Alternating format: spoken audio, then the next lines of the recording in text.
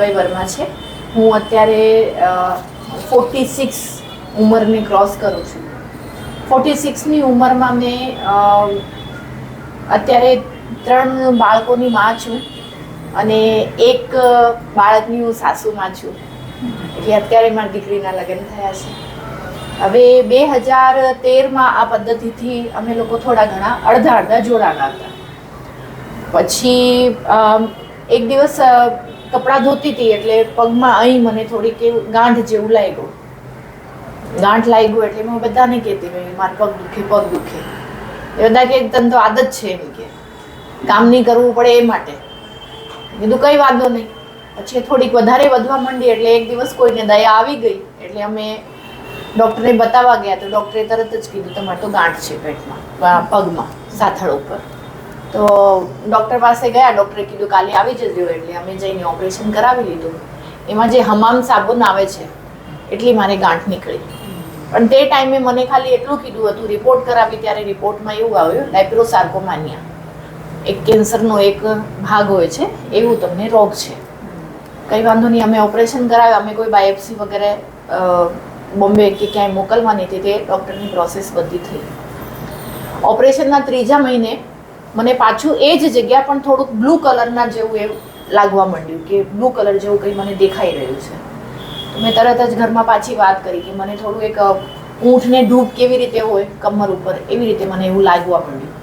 એટલે અમે લોકો તરત જ ડૉક્ટરને બતાવવા માટે ગયા. એટલે ડૉક્ટરે હાથ લગાડીને કીધું કે ભાઈ તમે ઓન્કો સર્જન પાસે જાઓ. એટલે અમે સીધા અમારા ડૉક્ટર જે હતા એમની પાસે અમે લોકો ગયા. ડૉક્ટર પાસે ગયા તો ડૉક્ટરે કીધું કે ભાઈ ગાંઠ જેવું પાછું તમારે બની ગયું એવું લાગે છે એટલે કે ઓપરેશન કરવું પડશે.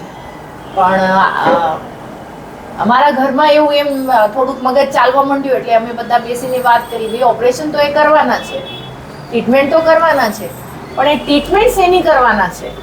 કોઈ રોગનું કંઈ નામ તો હોવું જોઈએ કે ભાઈ ખાંસી છે તો ખાંસીની ગોળી મળશે, તાવ છે તો તાવની દવા તમે સારવાર કરશો. પણ અત્યારે શું રોગ છે કે મને આવું બધું એમ કહે છે? તો અમે કીધું પહેલાં તમે રિપોર્ટ કરાવો. તો રિપોર્ટ કરાવી, બાયોપ્સી મોકલાવી દીધી. હવે બાયોપ્સીની રિપોર્ટ આવી જ નથી. 15 દિવસ સુધી રિપોર્ટ નહીં આવી. અહીં અમને વધારે ટેન્શન થાય કે ભાઈ બધું આવી ગયું છે, એમઆરઆઈ જે કરવું હતું એ બધું થઈ ગયું છે. તો પછી હવે શું? હવે અમે શું કરીએ? ડૉક્ટરને વારંવાર ફોન કર્યા ડૉક્ટરને. તો ડૉક્ટરે કીધું કે ભાઈ તમારી રિપોર્ટ આવે પછી જ અમે ઓપરેશન કરવાના એવી અમારી ઈચ્છા હતી. પછી રિપોર્ટ નહીં આવી એટલે ત્યાં અમે લેબમાં ફોન કર્યો એટલે ડૉક્ટરે કીધું કે આપકી પિછલી વાલી રિપોર્ટ ભેજો. અમે અમારી પહેલી રિપોર્ટ મોકલી એના 15 મિનિટમાં એમણે અમને અમારી રિપોર્ટ બીજી આપી દીધી કે લાઇપ્રોસાર્કોમાનિયા તમને છે પણ એ અત્યારે એક સ્ટેજ ઉપર છે. એ અમારે તરત જ ઓપરેશન ને બધું થઈ ગયું ને એમાં મને 25 રેડિયેશન લેવા પડ્યા. ભરત કેન્સર હોસ્પિટલમાં મેં રેડિયેશન લીધા અને તે પછી મારી લાઈફ એકદમ શાંતિથી ચાલતી હતી, કંઈ વાંધો નહીં. ઇન બિટવીન એક ઘરની સામે જ હું રહું છું. એક ખાલી દિવાલ અમારા ઘર વચ્ચે છે. જે તમે ધાબા ઉપર ચાલો છો ત્યાં તમને એક ઝાડવાવાળો ઘર દેખાય છે, એ ઘર મારો છે. આપણા સેન્ટરથી સામે મહેન્દ્રભાઈ અને મારા ઘર વચ્ચે જે સંબંધ છે, એક દોસ્તીનો સંબંધ પણ નહીં કહી શકો, ભાઈ બંધુનો નહીં કહી શકો, પણ દુઃખના સાથી. સુખના અમે કોઈમાં આવતા જ નથી. તો ભાઈ દરરોજ કહેતા એમ કે બેનને અહીં મોકલી દો, પણ મને આળસ હતો કે મારા કર્મ ખરાબ હતા. એમાં એક દિવસ દિવાળીની સફાઈ કરતી હતી, એમાં મને જે સાઈડ મારા પગમાં હતું એની જગ્યા મને યુરિનની પાસે થોડીક જ ગાંઠ દેખાણી. એટલે મેં દિવાળી કોઈની બગડશે એટલે મેં કોઈને નથી કીધું. પછી મેં તરત જ ઘરમાં વાત કરી કે ભાઈ મને આવું બધું લાગી રહ્યું છે. તો અમે લોકોએ પઠાણકોટ પાસે શિવનગર કરીને ગામ છે, ત્યાં અમે 2 વર્ષ સુધી તિબેતિયન દવા આપે છે, ત્યાં અમે લોકો ગયા. પૈસાથી પણ ધોવાણા ને કંઈ એનો મળ્યો નહીં રિઝલ્ટ. પછી કોઈએ કીધું આયુર્વેદિકમાં જાઓ, તો પછી અમે આયુર્વેદિકમાં ગયા. પણ અમારા કિસ્મત ખરાબ કે અમે અહીં નહીં આવ્યા, આયુર્વેદિકમાં ગયા. ઓલરેડી અહીંયા જાણતા હતા બહુ સારી રીતે. એમના હસબન્ડને ઘૂંટણનો પ્રોબ્લેમ હતો. એ જ ટાઈમે અમારું કન્સ્ટ્રક્શનનું કામકાજ છે એટલે અમારે મારા હસબન્ડને દરરોજ 5-5, 10-10, 15-15 માળા ચડવું પડે. એટલે એક માળો પણ નહીં ચડી શકે એવું ઘૂંટણનો દર્દ ચાલુ થયો. એ મારા હસબન્ડ લોટો ભરીને દૂધ પીતા, જો આમ કરીને જોતા એમ કે લોટામાં આટલી જગ્યા હોય તો પહેલા પૂરો લોટો ભર પછી જ દૂધ પીવું એવું. તો પછી એક બે જગ્યા બતાવ્યું એટલે એમ કે તમને ઓપરેશન કરવું પડશે, તમારા ઘૂંટણની પ્રોબ્લેમ છે. પછી ભાઈએ કીધું કે તું એક કામ કર, તું દૂધ જ બંધ કરી દે. એટલે ખાલી એક જ પોતાના જીવનની શૈલીમાં અમારા હસબન્ડે ચેન્જ કર્યો, એ હતો એ દૂધ અને દૂધથી બનેલી કોઈ પણ વસ્તુ એમણે નથી લેવી, એ તે દિવસે એમને ફાઇનલ કર્યું. અને ત્રીજા દિવસે અણજાણે તમ લોકોને હંકારો ભરાવું છું કે ત્રીજા દિવસે તમારા ભાઈ એ જ 5મા માળે ચડે છે. અત્યારે 5મા નહીં 20 માળ ચડી જાય છે ને આજે 12 થી 13 વર્ષ થઈ ગયા છે. 12 વર્ષ પહેલા 12-13 વર્ષ થઈ ગયા છે. હજી સુધી એ દૂધ અને દૂધની કોઈ આઈટમ નથી લેતા. 99% સવારે નથી જમતા, સાંજે જમે છે તો જુવારની કોઈ અડધો રોટલો અને શાક વધારે. આ અમારી પદ્ધતિ ચાલે છે. હવે હું મારા ઉપર આવી જાઉં કે બધી જગ્યાએ બતાવ્યો ને એ પછી ડૉક્ટર પાસે અમે લોકો ગયા, આયુર્વેદિક કરાયો, એમાં એ ગાંઠ ઉપર વધારે ઇફેક્ટ થઈ. એ તો બહુ લાંબી કથા થઈ જશે. પછી અમે ડૉક્ટર પાસે ગયા, ડૉક્ટરે કીધું આ આટલું મોટું ગુમડું કરીને તમે કેવી રીતે આવ્યો છો, એટલે તમને ઓપરેશન કરવું પડશે. રિપીટ એ જ થયું પાછો. 12 થી અમે લોકો પાછા સ્ટાર્ટ થયા એટલે 2 ઉપર આવ્યા એટલે ભાઈ એ આવ્યું કે ભાઈ શેનો તમે ઈલાજ શેનો કરશો? તો કે બાયોપ્સી કરાવીએ. બાયોપ્સી કરાવવા માટે જ્યારે અમે મોકલવામાં આવ્યું ત્યારે એ જ થયું કે 10 દિવસ સુધી અમને કોઈ રિપોર્ટ જ નહીં આવ્યો અને ઓપરેશનની જલ્દીની એ ગાંઠ નો મોઢું ખુલી ગયું. એટલે એ ગાંઠ સ્ક્વેરમાં ચાલતી હતી. 2 ની 4, 4 ની 6, 6 ની 8 એવી રીતે નહીં કરીને 1 ની 4, 4 ની 16, 16 ની 18, 18 ની 24, 24 ની 56 આવી રીતે ચાલતી હતી. એટલે એ વખતે મારે બેસવાનું ઉઠવાનું પણ પ્રોબ્લેમ પડી ગઈ ને પેટ સ્કેન ને સીટી સ્કેન ને MRI ને બધું કરાવીને મારો વજન ઓલરેડી 20 કિલો એક સાથે વધી ગયું. 20 કિલો વજન વધવાનું મતલબ કે ભાઈ તમે જે દિનચર્યા હતી તમારી એકદમ ઠપ થઈ ગઈ છે, હવે કંઈ વધ્યું નથી. ને મારા મનમાં એવું થઈ ગયું કે હવે પૂરું થઈ ગયું છે. પછી ઓપરેશન પાછો ફોન કર્યો ત્યારે એમને કીધું કે તમારી પહેલાવાળી રિપોર્ટ મોકલો. આ વિશે હું આ વિડીયોમાં આ માટે લઉં છું કે તમને ખબર પડે કે મેડિકલમાં શું ચાલી રહ્યું છે. ત્રીજી વાર નહીં ખબર પડી કે મારે ત્રીજી વખત શું આવ્યો છે. એમણે મને એ જ કીધું કે તમારી પાછલી રિપોર્ટ મોકલો. બીજા વખતે પણ મને એવું જ કહેવામાં આવ્યું કે તમારી પાછલી રિપોર્ટ મોકલો. આ વખતે અમને ખબર જ હતી કેમ કે જે ગાંઠ છે એને તો કઢાવવી પડશે. એટલે અમે લોકોએ તરત જ રિપોર્ટ મોકલી દીધી. રિપોર્ટ મોકલી એટલે અડધો કલાક જ લાગ્યો અને રિપોર્ટ આવી ગઈ કે લાઇપ્રોસાર્કોમાનિયા જ તમને છે, પણ આ વખતે બીજો એક સ્ટેજ વધારે. ઓકે, કંઈ વાંધો નહીં. અમારું ઓપરેશન થયો. આ વખતે 30 રેડિયેશન આપવામાં આવે. કિસ્મત હતી કે કીમો નહીં હતા પણ રેડિયેશન તો અમારા હતા. પણ જગ્યા એવી હતી કે ચાલવું પડે તો પણ પગને હલાવવું પડશે. એટલે 4 રેડિયેશન લાગતા એટલે જે સ્ટીચ હતા, જે ટાંકા હતા એ ટાંકા ગળી જતા એટલે એ જગ્યા ખુલી જતી. કેટલા ટાંકા આવ્યા હતા એ ટાઈમે? મને ઉપર 80 ટાંકા હતા અને અંદર જે સ્ટેપલર લીધા એની મને કંઈ ખબર નહીં. એ ટાંકામાં હું કેવી રીતે સફર કરતી હતી કે ભાઈ એક નર્ક હતું એ કે આજે મારું 8 વર્ષનું છોકરો છે એ મને ડ્રેસિંગ કરી આપતો, વોશરૂમમાં લઈ જતો. ઘણી એવી વાતો છે જે કહેવા જવું તો એનો કંઈ એમ કે નર્ક કોને કહેવાય છે કે તો જ્યારે તમારો શરીર તમને સાથ નથી આપતો એ તમારો સૌથી મોટો નર્ક છે. પછી મને પાછા ટાંકા લેવામાં આવતા, 4-5 દિવસ 7 દિવસ વેટ કરતા પછી પાછા એ ટાંકા થોડા સુકાતા એટલે 3 રેડિયેશન પાછા લેતા. 3 રેડિયેશન પાછા લેતા એટલે ટાંકા વળી જતા એ જગ્યા પાછી ખુલી જતી તો પાછા ટાંકા લેવામાં આવતા. એવી રીતે જ્યારે એ કાપડને કાપવામાં આવે છે ત્યારે એને રફુ કરે તો એ કાપડ એવું નથી રહેતું. પણ મને એવું લાગે છે કે એક રફુ કરીને પણ કાપડ તમે 2 વખત 3 વખત પહેરી શકો, પણ રફુ કરીને મેં ઓછામાં ઓછા 3 થી 4 વખત મારા ઉપર રફુ થયું. એટલે એ જગ્યા પછી પોતાના માટે શું સ્વરૂપ લે એ તમને ખબર જ છે. તો પણ એમાંથી હું નીકળી, પાર પડ્યું ભગવાનની દયાથી, બધું સારું થયું.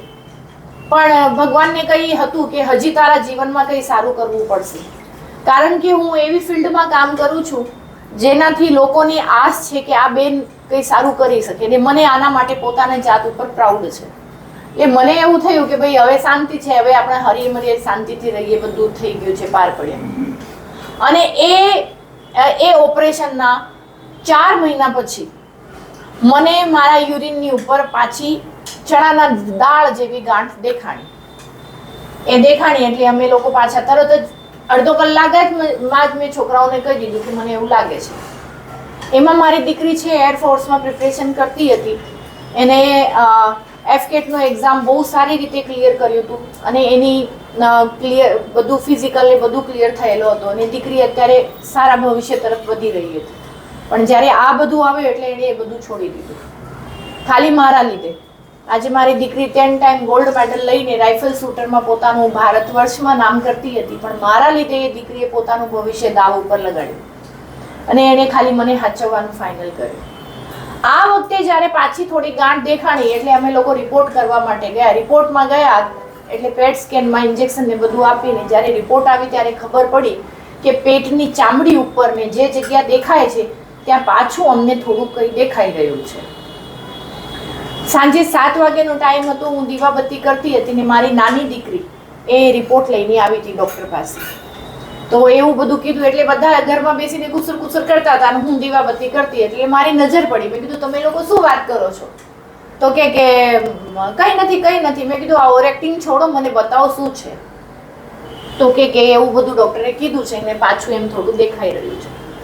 એટલે મારા મગજમાં એ સર્કલ ચાલવા માંડ્યું કે જે જીવન જીયો, જે નર્ક જીયો, જે હાલત થઈ છે ને મારા લીધે જે છોકરાઓનો ને મારા જે લાઈફમાં જે દાવકો લાગ્યો છે બધું મને દેખાવા માંડ્યું. હું રડવા માંડી. મેં કીધું અમારે મારવાડી છે એટલે હસબન્ડનું નામ નથી લેતા એટલે મેં કીધું તાન પપ્પા મારે હવે આ બધું સફર નથી કરવું. આમ કરીને હું જે ઘંટડી વગાડતી હતી એ ઘંટડી ઉપાડીને ભગવાનના મંદિરની સામે મેં ફેંકી દીધી. મેં કીધું તું છે કે નથી? તને શરમ આવે છે? આટલી હું આખો દિવસ હું જોયા કરું છું, તું મારી આમું નથી જોતો. તું મારી આમું તો નહીં જોઈ, મારા આ 10 વર્ષના છોકરાને તો જો. લગ્નના 12 વર્ષ 2 દીકરીઓ આવીને 2 દીકરીઓના પછી 12 વર્ષે મને છોકરો આવ્યો. એ પણ એનડીએસમાં એમણે કહ્યું. એ પણ 2013 સુધી મેં જે સફર કર્યું છે એનો હું તમને અલગથી એક વિડીયો આપવાની ઈચ્છા પણ રાખું છું. પણ ખાલી મેં 50% પણ એનડીએસ કવર નહીં કર્યો હતો અને 2012માં મેં એનડીએસ સ્ટાર્ટ કર્યું ને 2013માં ચમત્કાર થયો ને આ સપ્ટેમ્બર મહિનાની 3 તારીખે મારા ઘરે દીકરો આવ્યો. હું નથી માનતી, હું અત્યારે આ વિડીયો તરફથી એમ નથી કહેતી કે છોકરા ને છોકરી એમ તેમ એ વાત નથી. સમય છે, થઈ ગયું. આજે એ સમય નથી પણ પહેલા જે સમય હતો એમાં હું પણ બહુ હતી. બધું મને કરવું પડતું હતું. એટલે એ એનડીએસના લીધે જે દીકરો આવેલો હતો તો ભગવાનને એમ કહેતી હતી ત્યારે મારા મોઢામાંથી કોઈ ભગવાને જ કેવડાવ્યો. એમ કે ભગવાન હોય છે પણ એક કહાણી છે કે દ્રૌપદીએ કીધું કે ભગવાન જ્યારે ચીરહરણ થતું હતું ત્યારે તમે કેમ નહીં આવ્યા? તો કે ચીરહરણ થતું હતું ત્યારે તું ચીર પકડીને જ બેઠી હતી, તું છોડી દેતી ને. જ્યારે છેલ્લી પાટલી હતી ત્યારે દ્રૌપદીએ 2 હાથ ઉપર કર્યા કે હરી તું કરે તે ખરી, એટલામાં હરી આવી ગયા. એટલે હું ખાલી ચીર પકડીને બેઠી હતી. ભગવાન તું છે પણ હું સમર્પણ ભાવ મારામાં નહીં હતો એ મને તે દિવસે ખબર પડી. એકાએક હું સોફા પર બેઠીને મારા મોઢામાંથી એક જ શબ્દ નીકળ્યો. મેં તાનન પપ્પા અને બધા છોકરાઓને કીધું, મેં કીધું તમે કહેશો તો હું પાણી પણ નહીં પીવું પણ હવે હું ઓપરેશન નહીં કરાવું. એટલે મને વચનમાં લઈ લીધી કે તું પાણી નહીં પીવે ને? તો કે નહીં. તો કે કાલે સવારે તું મહેન્દ્રભાઈ ત્યાં વહી જજે. મેં કીધું ઓકે. મારી દીકરી તે દિવસે મને અહીં લાવીને બેસાડી. મહેન્દ્રભાઈને કીધું કે સર આ મારી મમ્મી છે, એને જો તમને ત્યાં ફોલો કરવું હોય તો તમે અહીં રાખજો, નહીં તો સામે ઓટો છે, એને જે હોસ્પિટલમાં જવું છે ત્યાં જવા દેજો. અમારામાંથી કોઈ પણ મમ્મીની સાથે નહીં જાય. એટલે મારા પરિવારે મને એકદમ એકલી મૂકી દીધી કે તમારે જે કરવું હોય કરો, અમે તમને તે જગ્યા તમારે જવું કે નહીં જવું એ તમારી મરજી છે પણ અમે તમને નહીં મોકલવાના એ અમારી મરજી છે. એમ જ બધા લેક્ચર લેતા હતા. આવી રીતે જ એક ગ્લાસ મારી પાસે આવ્યો. મેં એક ગ્લાસ જ્યુસ પીધું. પછી અહીં એક જ વાત ચાલતી હતી, નિર્જળા. એટલે મેં મહેન્દ્રભાઈની સાથે જે ખડે પગે સાથે ચાલી રહ્યા છે એમના વાઈફ, એ મારા બહુ સારા ફ્રેન્ડ છે. એટલે મેં પૂછ્યું, મેં કીધું ભાભી આ બધી શું વાત કરે છે નિર્જળા નિર્જળા, કે આ પદ્ધતિમાં નિર્જળા જે શબ્દ છે એ જ મેઇન શબ્દ છે. આ કલયુગની સંજીવની નિર્જળા વ્રત છે. એટલે કે આ નિર્જળા વ્રત કરો એનાથી બહુ સારો એનો આવે છે. ને આપણા એનડીએસમાં 2 દિવસ નિર્જળા રહે છે, સન્ડે અને એક ગુરુવારે. અને કોઈ 11 પૂનમ હોય કે એ પ્રમાણે નિર્જળા જેટલું હોય નિર્જળા કરી. તે દિવસે હું ઘરે ગઈને 1 ગ્લાસ જ્યુસ પીધેલી હતી. એ પીછે કન્ટિન્યુ 15 દિવસ સુધી મેં નિર્જળા વ્રત કરી. એપ્રિલ મહિનો હા અહીંયાથી 15 દિવસ. એ પણ એટલી ગરમી, પણ હા ભગવાન પરીક્ષા લે છે. એ ટાઈમે મારી કામવાળી નહીં આવે.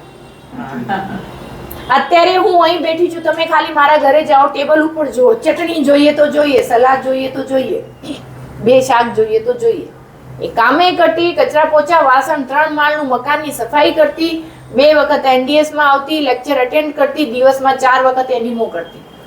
પણ એટલી ગરમી લાગતી ને તો માટલાની આમ ગાલ અડાડી દેતી કે અહીં થોડું ઠંડુ ઠંડુ લાગે, કા પછી ફ્રીજમાં મોઢું નાખી દેતી. પણ પાણી એટલે જીપ્પર લગાડી દીધી, મોઢા ઉપર જીપ્પર લગાડી 15 દિવસ. એમાં જેમ તમે કહો છો ને 7મા દિવસે, હવે હું કહું છું, હું વિશ્વ હિન્દુ પરિષદમાં કામ કરું છું. એટલે અમારી રામનવમીએ શોભાયાત્રા નીકળે છે રેલવે સ્ટેશનથી નાવડુ વેવરા. 7 કિલોમીટરનો એ રનવે હોય છે. ત્યાં મહિલાઓની આગેવાનીમાં હું રહું છું. એટલે જ્યારે હું તે યાત્રા માટે નીકળતી હતી તે ટાઈમે મેં કીધું ગરમી વધારે છે ને પાણી નથી પીતા, એટલે એ કામ કરીએ, થોડા ઠંડા પાણીથી નાહીને નીકળીએ.